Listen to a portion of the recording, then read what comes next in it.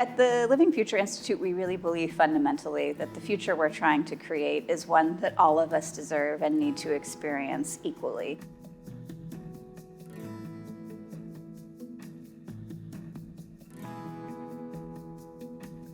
This is not about providing really delightful buildings or a really delightful way of life for just a small handful of people. It's about providing that life and those kinds of spaces for everyone.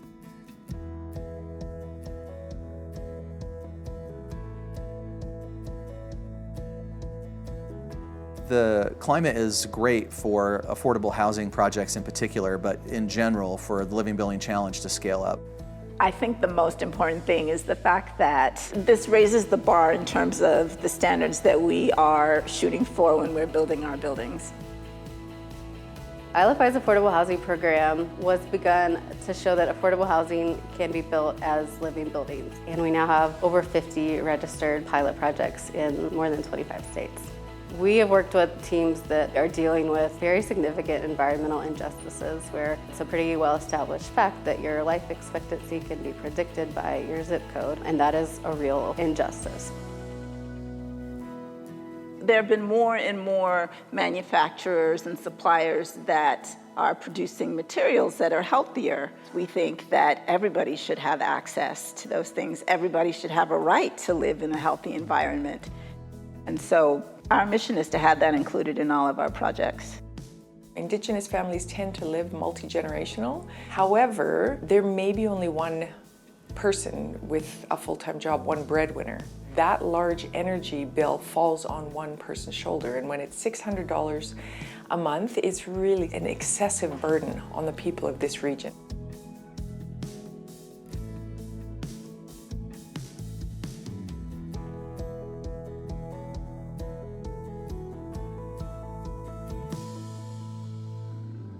We simply cannot make the problem harder to solve while we're solving it. And that's exactly what we're doing when we build housing that is not securing a safe, healthy future for people.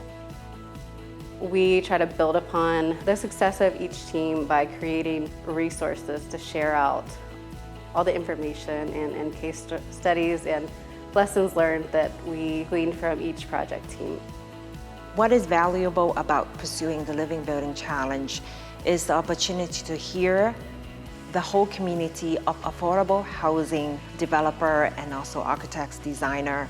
So if you put the information in the project team, in the driver's seat of people actually doing this work every day, that is where you could make the difference.